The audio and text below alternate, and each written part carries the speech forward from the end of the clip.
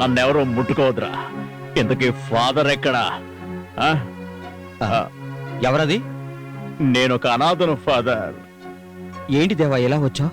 అవును ఫాదర్, జమీందారు దేవానే. ఇప్పుడు అన్నీ కోల్పోయి రోడ్డు మీదకొచ్చి పడిన దేవానే. మీరు కొంచెం చోటిస్తారా? ఏం మాటలు ఇవి దేవా?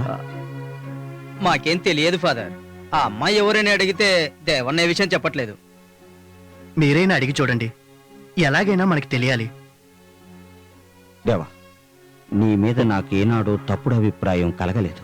చెప్పు, ఎవరా అమ్మాయి? ఆ అమ్మాయికి నీకు సంబంధం ఏమిటి? నేనది చెప్పలేను ఫాదర్. కొంతమంది జన్మ అంతే. ఏ పాపము చేయకపోయినా ముందు జన్మల పాపాలు వెంటాడుతూనే ఉంటాయి. నేనిలా ఇక్కడికి రాకూడదని తెలుసు, కానీ నేను వెళ్ళడానికి ఇంకో చోట్లేదు ఫాదర్. నీ కోసం అందరికన్నా ఎక్కువ బాధపడుతూ, తను విన్నదేది నిజం కాకూడదని ప్రార్థిస్తూ, నీ కోసం ఎదురు చూస్తూ లోపల ఓ అమ్మాయి ఉంది.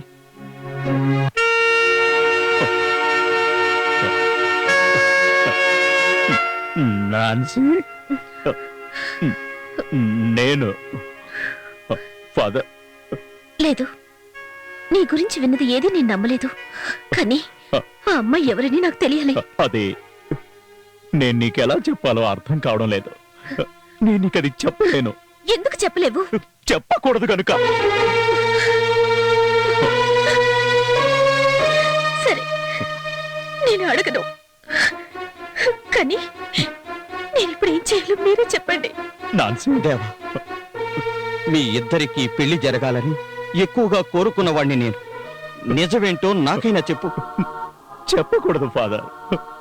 ఆ క్రీస్తు దేవుడు చెప్పొద్దు అన్న మాటలు మీకు వినిపించడం లేదా? నాకు వినిపిస్తుంది. వినండి ఫాదర్, చెప్పొద్దు అంటున్నాడు. దేవా, చెప్పకూడదు ఫాదర్. చెబితే నేను మహాపాపం చేసిన వాడిని అవుతాను. ఇంకా ఈ విషయంలో అందరూ నన్ను బలవంతంగా సిలువెక్కిస్తారు అనుకుంటే నువ్వే కాపాడు తండ్రి అని అడుగుతాను. బాబు, దేవా,